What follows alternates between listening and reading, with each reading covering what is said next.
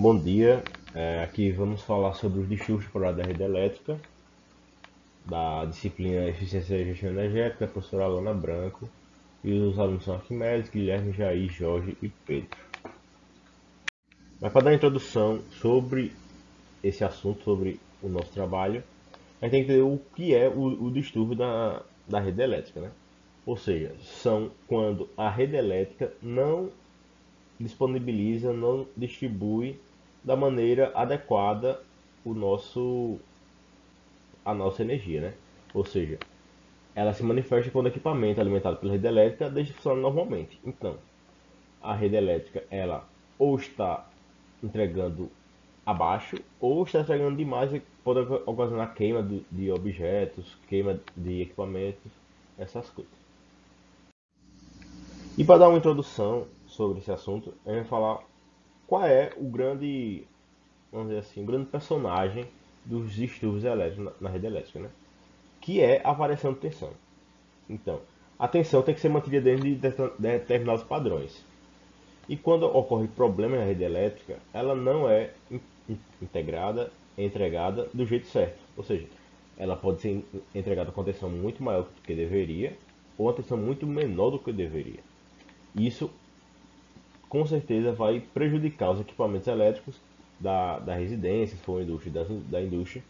Ou seja, a concessionária, a distribuidora, que no caso aqui em Alagoas é Equatorial, ela tem que zelar pela sua qualidade de energia, entregar uma energia de qualidade. Porque se ela entregar uma energia muito assim, vamos dizer assim, uma sobretensão muito alta, ela pode queimar muitos equipamentos.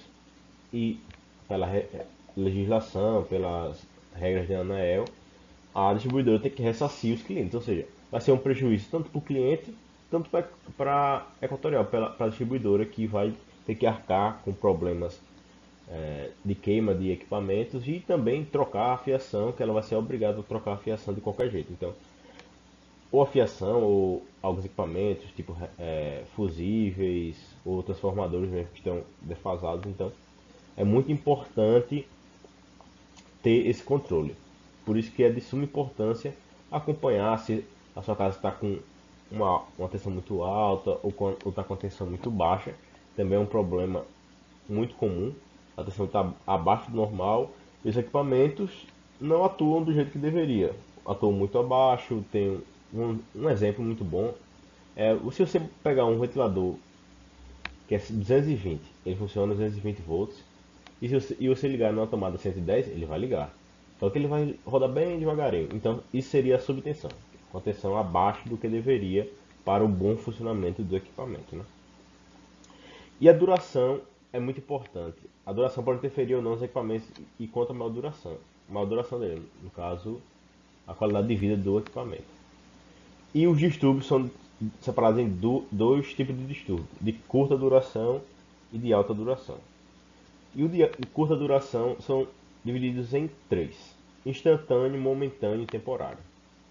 Nessa instantâneo, momentâneo e temporário, elas são divididas nessas três são divididas em três também, que é interrupção, redução e elevação. E cada uma tem um distúrbio de interrupção, outro de redução e o de elevação. Para resumir, o de redução é a voltagem segue, CAG. Como pode ver no texto, é uma queda de tensão de curta duração e ela se caracteriza por uma diminuição do valor efetivo da tensão, variando de 0,1 a 0,9 PU, na frequência principal. Ou seja, é um distúrbio que ocasiona em meio ciclo até 1 minuto. E na variação de curta duração, temos a voltagem swell. Ela é uma voltagem de elevação, como não fala, sobre tensão de curta duração. Então, ela é caracterizada pelo aumento da tensão eficaz dentro da faixa de 1,1 e 1,8 PU na frequência da rede elétrica. E ela ocasiona em 0,5 ciclos a 1 minuto. E como eu tinha falado, temos as tensões seg e swell, mas também temos as interrupções, que é caracterizada pela ausência total de tensão na rede, né? Então, ela pode ocasionar por curta duração e longas durações também, né? Mas elas são separadas em ruídos e blackouts. O ruído é quando tem um sinal indesejado de alta frequência, que dá problema, são interferências de extensão de rádio, de questões de infravermelho. Então, são ondas que ocasionam, interferem nas ondas senoidais da rede. Então, tem alguns problemas que podem ocasionar travamento, perda de dados e erro de processamento. E recepções distorcidas.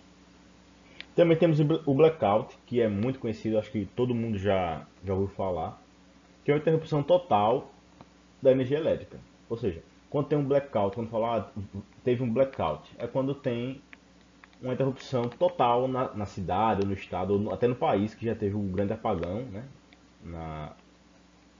Em 2001. Então, o blackout é basicamente um apagão geral. Então, é uma interrupção de toda a rede elétrica em determinado local.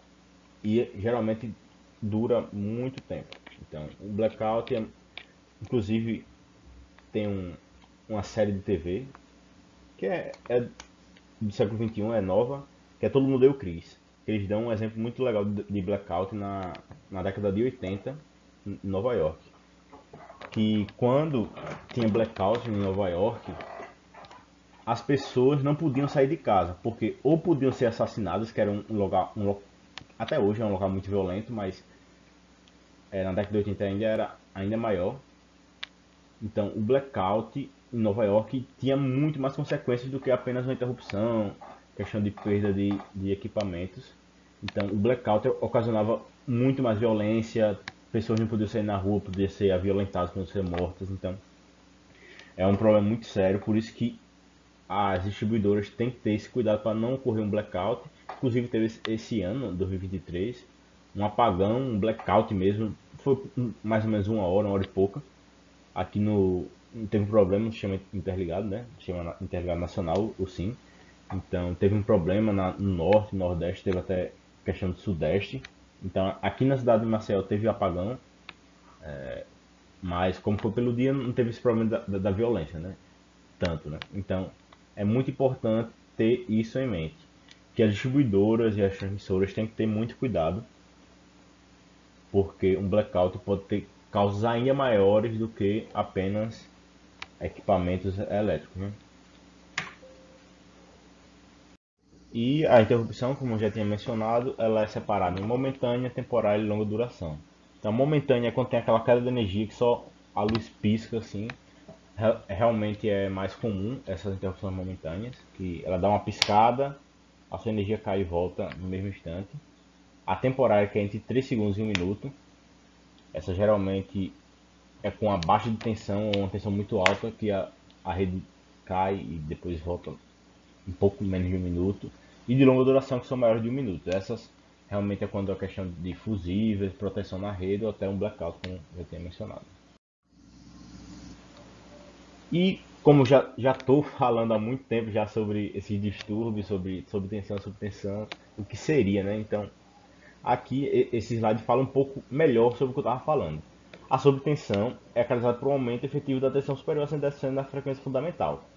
Ou seja, se a frequência for trifásico, 380 volts, a tensão está a mais do que 110%, ou seja, 400 volts, 420, ela está uma voltagem acima do normal. Então ela já é caracterizada como sobretensão, que pode ocasionar, como eu tenho falado, queima de equipamentos, problemas de queda muito recorrentes na rede, na fábrica, na indústria ou na sua própria residência.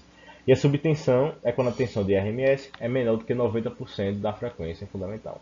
Então, na frequência fundamental. Ou seja, é a mesma característica. Se for um trifásico, 280 volts, ela tiver abaixo de 350, 340, ela vai estar caracterizada como subtensão. Então ela está atuando abaixo do que a tensão deveria. E como eu já tenho falado, o blackout, aqui está um exemplo visual, né, no gráfico.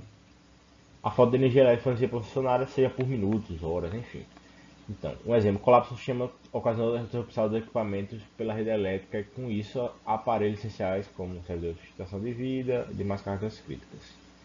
Ou seja, como eu falei, o blackout ele é muito grave porque tanto pode ocasionar perda de equipamentos elétricos, se for um hospital, se não tiver gerador, enfim, não tiver adequado para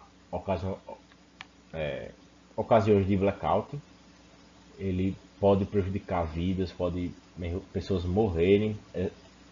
É grave falar isso, mas é bem sério. Por isso que é muito importante ter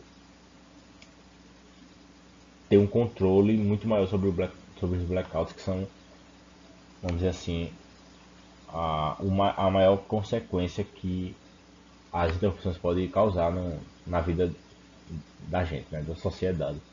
Então a gente pode ver no gráfico como o gráfico é senoidal e quando ele chega na tensão zero, ele simplesmente não continua, nem chega em 300 aí no gráfico, nem menos 300, né?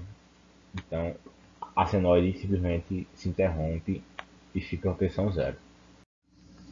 E as oscilações são bem comuns na rede elétrica, porque a rede brasileira em si ela é muito antiga. Então, obviamente, com as privatizações, as empresas privadas são obrigadas a ter uma manutenção muito maior da rede, exatamente por pressão tanto do povo, né, que quando é uma empresa pública tem uma pressão muito grande do povo, mas como é controlado pelos políticos, como é controlada por órgão, como é um órgão público, é mais maleável porque em si ela está trabalhando para o povo, não para o lucro, né?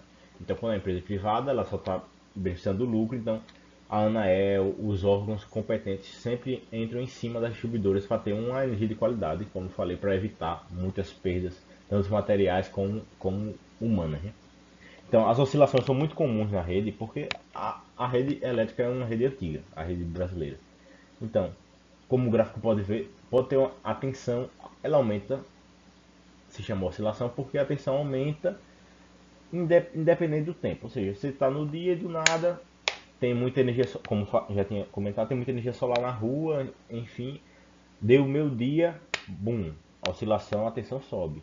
E passou de meio dia, umas 2 da tarde, 3 horas da tarde, bum, cai com tudo. Então, tipo, é assim que tem os problemas de interrupção, como eu tinha falado. Então, essa sobretensão, essa sobretensão e a subtensão regular, né, vamos dizer assim, uma oscilação que não deveria acontecer, acaba prejudicando muito a rede elétrica. Então, a gente trouxe alguns casos reais aqui, uns exemplos. Na indústria de bebidas, um sistema supervisório responsável pelo controle de operações de ênfase de garrafas enfrenta interrupções anuais, ou seja, ele já está meio que programado eles já estão cientes que tem essas interrupções, devido ao ocorrência de falhas momentâneas no fornecimento de energia elétrica, né? Manifestada na forma de falta ou afundamento de tensão, duração de apenas alguns milissegundos. Então, no caso da, da, da empresa de cerveja, quando é engarrafar a cerveja, eles têm problemas, ou seja, com interrupções curtas. A interrupção ela acontece para as máquinas, ela volta, só que as máquinas continuam paradas. Então precisa de um operador para ligar de novo, então tem questão de tempo e dinheiro também. No contexto industrial, esse é o segundo caso, né? No contexto industrial relacionado à indústria têxtil, mas especificamente em operações envolvendo extrusoras bobinadoras, cuja produção de fio é realizada em uma velocidade notável de 60 metros por segundo, depara-se um problema recorrente. Algumas das máquinas sofreram um fenômeno conhecido como afundamento, causado por quedas abruptas de tensão 30%. Ou seja, está tendo problema na rede e a rede está dando uma subtensão muito grande de 30% abaixo do que é permitido, que é 10% só, né? Então, está tendo problema de afundamento, as máquinas não estão operando da maneira correta, da tensão correta e estão tendo problemas em questão de produzindo menos, tendo menos velocidade, né? Como fala aí, em produção de fios, então acaba dando prejuízo tanto para a empresa e para a distribuidora, que se não resolver vai entrar com um processo e tal. Então é uma dor de cabeça que pode ser resolvida muito tranquilamente. E a conclusão, o distribuidor temporário da rede elétrica apresenta um desafio constante para a estabilidade e qualidade de fornecimento de energia elétrica. Com a compreensão dos tipos de distúrbios e a implementação de medidas de proteção adequadas, podemos garantir uma rede elétrica mais eficiente e confiável. Como falei, é um trabalho não só da distribuidora, não só da transmissora, não só da ANAEL, não só da Equatorial, e sim de todo mundo. Por quê? Uma rede elétrica boa, de qualidade, ela tem que produzir, tem que entregar do jeito que ela foi feita para entregar. Ou seja, se eu estou com a rede elétrica para entregar em 10 casas, beleza. Mas só que, por acaso, um exemplo muito evidente aqui no Brasil são os gatos, né? Então, o transformador é feito para entregar para 10 casas, sendo que está entregando para 15, sendo que ele era feito para entregar para 10. Então, esses 5 gatos acabam ocasionando o quê? Problemas para os outros 10. Então, esses 5 que não paga energia, não paga os impostos da conta de luz, acaba prejudicando os outros 5, os outros 10 que não tem nada a ver com a história, está pagando sua conta em dia, só que está pagando a mais. Ou seja, a pessoa que está lá tranquilamente trabalhando, pagando a conta de energia bem tranquilo, acaba pagando pelos outros que não estão pagando a conta de energia e ainda está prejudicando a rede como um todo. Então, vamos dizer assim, a conta deveria ser R$ 50 para cada os 10, né? Mas só que, como tem mais 5, então tem 250 na conta que não era para estar. Esses 250 vai ser distribuído entre os 10. Então, em vez de a pessoa pagar 50, vai pagar 75. Isso é a realidade da conta de energia que acaba prejudicando todo mundo que está tranquilo, está correto. Então, por isso que é muito importante, se você encontrar um gato, denunciar. Se você usar gato, deixar de usar, né? Porque vai prejudicar tanto seus equipamentos como os seus vizinhos, e ainda o problema jurídico, que aí é um caso à parte. E as referências. E muito obrigado pela atenção.